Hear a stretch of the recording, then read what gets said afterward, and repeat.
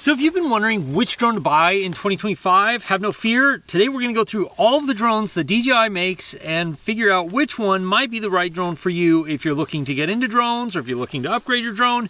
We're going to go through and break down the differences between all of these drones. There's a lot. And just in case you're wondering, DJI isn't sponsoring this video. In fact, I've purchased all but 2 of the drones on this table, and oddly enough, the ones that DJI has sent me are a couple of the cheaper ones.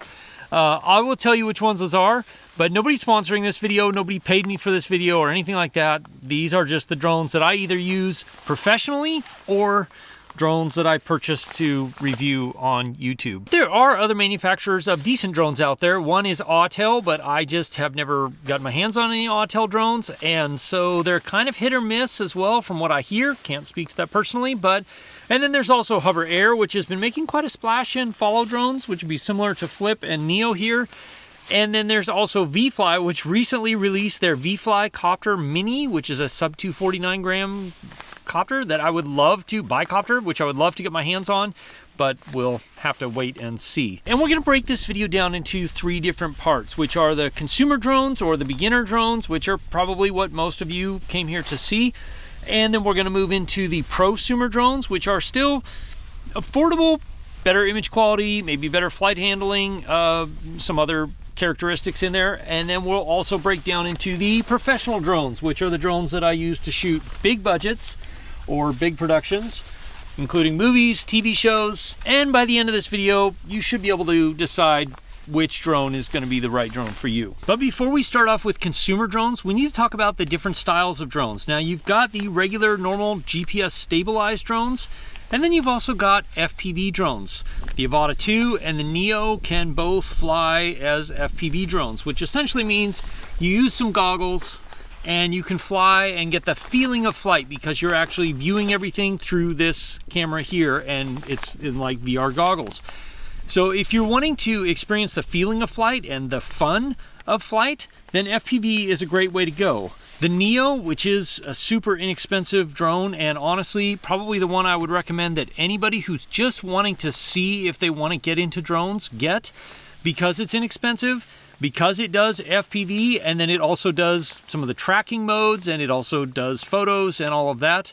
The Neo is a great place to start. But if you're wanting to jump into a little bit higher end of FPV or a little bit more robust end of FPV, including some professional work, which I've done with the Avata 2, then jumping into the Avata 2 is a good place to go. The Avata 2 is a great FPV drone. It's safe. It has all of the safe features or the safety features that DJI builds in, including a pause button in case you're getting into trouble and you want to pause. The Avata will just stop and hover where it is until you're ready to continue. And it can be flown with goggles. It can be flown with a regular controller or this stick controller thing that works pretty intuitively if you've never flown drones before. And the Avata 2 is a great FPV drone. Now, there's a couple of things that the Avata 2 does not do well, and one is photos. Actually, that's the main thing, is photos. It can take photos, but because it's an FPV drone and because this camera only has a 2-way stabilized gimbal like this right here, then the problem is if you're flying in wind, the drone is going to pitch sideways to counter for the wind coming this way, and you're not going to get great photos. So if you want to do photo stuff, I don't recommend the Avata. And that brings us to the most inexpensive consumer drones that DJI makes. The Neo, which, like I said before, can do FPV. The Neo is kind of a catch-all. It'll do just about everything. You can fly it with no remote at all, which is kind of cool. You can use just your phone if you want to. And you can record audio from your phone that then can synchronize to the files from the drone. So then you can have audio on your drone file, which is also very cool. And one of only 2 drones that does that. But the Neo will do a lot of things. The other one that's inexpensive that I recommend or would talk about is the Mini 4K, which is also a great little drone. If you're wanting to jump into, I think it's about $300, so it's a little more than the Neo. But the Mini 4K is more the classic stabilized drone. It has a 3-axis stabilized gimbal.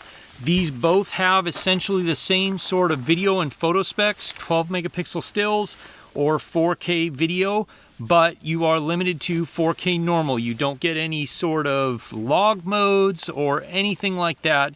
You just get pretty much a very standard photo and a very standard video. Not that either one of them are bad, but they are somewhat limited in that aspect. But again, if you're just wanting to capture memories of your family or you out on a trip somewhere where you travel, or something you're doing for fun, then the Mini 4K and the Neo are both really great options. And again, I really do recommend either one of these if you're not wanting to invest a lot of money, but you want to jump into maybe testing out the waters and seeing what drones are like and how they might fit into your life.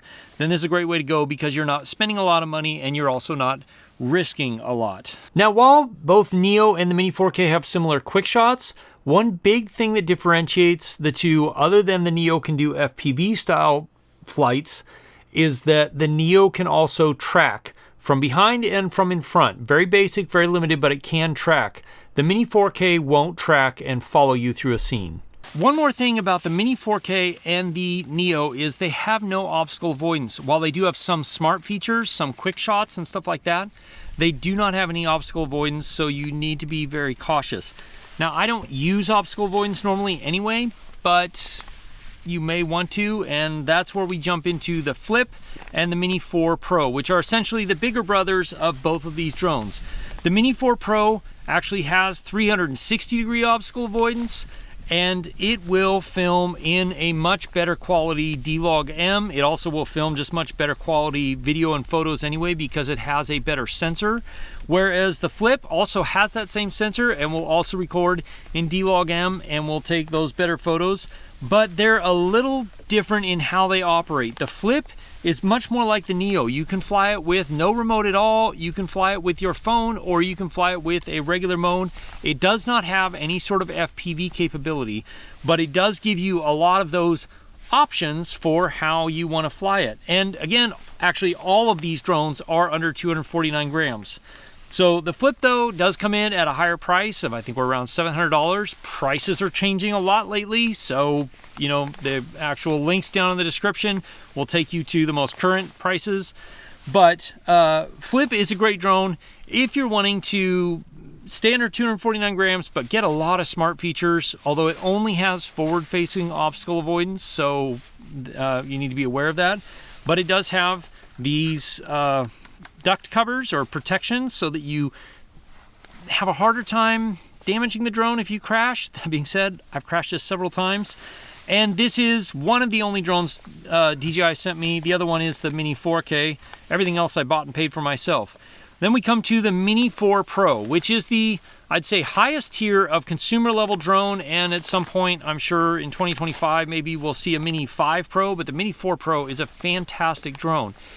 The difference between the Flip and the Mini 4 Pro is the Mini 4 Pro can handle wind a lot better because it doesn't have prop guards. It has open props, which means it just doesn't have to fight as hard against the wind.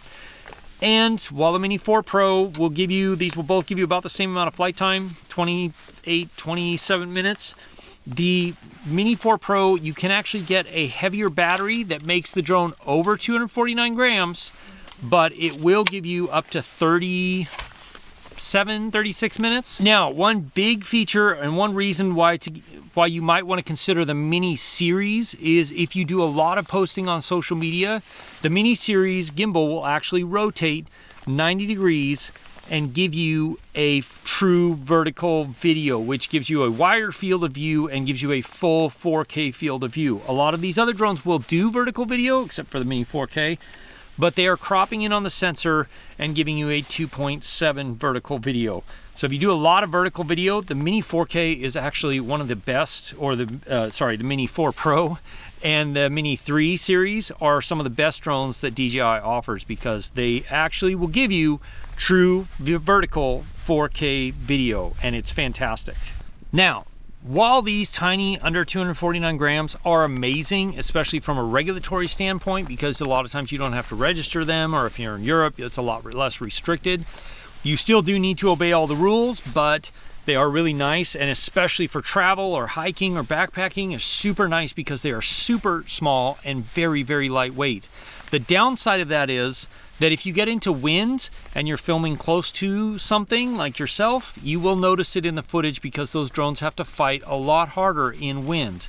And that's where we come to the prosumer, starting to get into pro level drones, which are here, the Air 3 or the Air 3S and the Mavic 3 Pro, which is probably soon to be replaced by the Mavic 4. And can we just say that if it's replaced by the Mavic 4 in the next month or 2 months or whatever, that the Mavic 4 is probably better in every way than the Mavic 3 Pro was, and that you will get as good or better performance in almost every way. And so then if you're gonna go for a Mavic 3 and you can't find one, probably just go for the Mavic 4.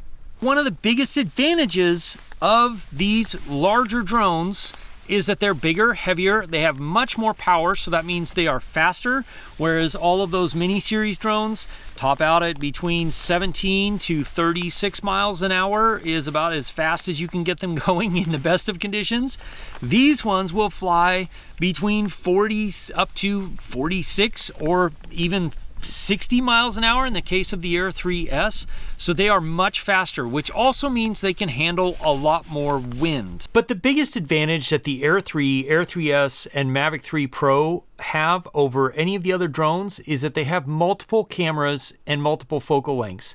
The Air 3 has a dual camera system and the Air 3S has a dual camera system where you get this 24mm wide camera and then a 70mm kind of telephoto camera, which is super fun and really great to have if you're wanting to punch a little closer without actually getting the drone a little too close. You can get these really great parallax shots. You can just do some really creative things with that 70mm camera. Now on the Air 3 and the Air 3S, both those cameras are capable of filming 4K up to 60 frames a second. You can do 4K 100 or 120 depending on which drone you're using. And they're both capable of taking 48 megapixel stills, except the Air 3S can actually take really beautiful 50 megapixel stills with the main camera and then 48 megapixels with the telephoto camera. But here is where the Mavic 3 separates itself from the rest. It has a triple camera system. So you get this incredibly beautiful main camera at 24mm. It's a 4/3 sensor, which gives you 5.1K resolution or 20 megapixel stills. And in the video modes and photo modes, it's backed by the Hasselblad color science, which is spectacular. It comes out with these beautifully detailed, really rich, but very natural looking video and photos on that main camera. Now, the second camera is just like the Air 3. It has a 70mm field of view, so you get these really great telephoto lengths. It's become one of my favorite cameras to shoot with in drones just because you have the option of getting these really different looks and really cool parallax effects when you're moving the drone around. But the Mavic 3 also has this third camera, which is a 166mm camera. And that, while it's not as usable, the quality is not as good, and it's somewhat limited because of the aperture, it does give you some very cool effects. In fact, I filmed an entire video just using that lens on the Mavic 3 for fun because it gives you these wild, super telephoto looks like you really could only get from a helicopter up to this point. But with that lens on the drone, you can get these really cool, really zoomed in, that are incredibly different to see from a prosumer drone. The Mavic 3 also has one massive advantage over any of the other drones I've mentioned so far, and that's that the main camera has a variable aperture, which means you don't need to be quite as precise with ND filters, or you can make adjustments to the exposure while you're in flight. The one downside of the Air 3 and the Mavic 3 series is they're larger and heavier, so depending on where you are, that might mean different regulations come into play. But that also means you're carrying more with you. As far as flight time and handling, they both have 360 obstacle avoidance. They both have really good active track systems. The Air 3 and the Air 3S definitely is on another level from the Mavic 3 because they're a lot newer. But they both do track really well. They both have a lot of smart features, just like all of the rest of the drones. And they both have insane range. But in one difference between the Air 3 and the Air 3S and the Mavic 3 is that your flight time differs somewhat drastically. In the Mavic 3, you'll get 25, 28, maybe 30 minutes, depending on how you're flying. Whereas with the Air 3, you're going to be more in that 36-minute, 37-minute flight range. Again, depending on how you're flying and the conditions. Hey, real quick, if you're enjoying or getting value out of this video, then consider subscribing. I go out and test and compare equipment in the most real-world conditions I can find here in Alaska where I live. And I give you tips and tutorials on how to use it. And then we come to the professional level, which would be the Mavic 3 Cine, comes in about $5,000, a little under $5,000. And the Inspire 3, which is currently the only Netflix approved, like off the shelf drone that you can purchase, but you know, whatever. So the reason the Cine is a good professional drone is it has an SSD and will give you ProRes, which lots of editing houses and colorists want ProRes because it gives you a lot of detail, a lot of color fidelity, and they can edit it really well. That being said, this, which has a full frame camera, biggest advantage of this is that it unlocks features like being able to dual operate, which allows you to get really wild shots. And because it's full frame and shoots 8K, ProRes, RAW, all that stuff, it can do really well in low light and give you some spectacular low light imagery. And it just gives you a lot of options for ways to film, including being able to use different lenses and have different focal lengths all built into the same full frame 8K camera, which is insane. Oddly enough though, it actually has some of the worst battery life. Not surprising, I guess, considering the size of this drone, but it only flies for about 20 minutes before you got to change batteries. And because you're going to invest between $20,000 and $30,000 to buy the Inspire 3 and to operate it, you know, where it needs to be able to film and fly and do everything you need to do, this is not something you're going to buy unless you really are doing and earning some good amount of money with this. Same thing with the Mavic 3 Cine. I don't think it's necessary unless you're earning a good amount of money and you have people that are asking for that level of footage off of a drone. That being said, I have used the Mavic 3 way more and earned way more money with it than I have with the Inspire 3, but I have had jobs that demanded this level, and I have jobs coming up this year that demand this level, and so that's why I bought it. But it is a massive investment and not for most people. I'm curious to see what the Mavic 4 is going to bring. And now that my camera battery is dying, we've got to hurry this up and finish this up. But there is something to be said for range, speed, battery life. Battery life will vary a fair amount, anywhere from like 15 to 16 minutes on this to about the same on this, probably about 20 on this, where you can get more like 25, 26 on these two, unless you're using the heavier duty or heavier batteries that make this above 249 grams on the Mini series. Then you're going to be looking at like 36 minutes. Both of these drones offer about 35, 36 minutes, depending on how you're flying, and all of them depending on the conditions you're operating in. Now, a lot of the drones, a lot of the newer drones enable you to fly with this RC2, which I highly recommend, because having a screen built in, if you fly a lot, is so much nicer and so much easier than the kind that you have to put your phone into. That being said, the Mini 4K only works with this remote, but this remote here, the RC2, works with all of these except the Mini 4K and the Mavic 3. I'm assuming this is going to work with the Mavic 4 as well, but getting the internal screen, absolutely worth the $150 upgrade or whatever it is, because of not having to mess with your phone. Now, when it comes to range, this is something that has been talked about a lot, because it used to be drones had an issue with range. Now, that really isn't an issue. All of these drones will go well beyond your line of sight, which in most places you legally have to keep the drone within your line of sight.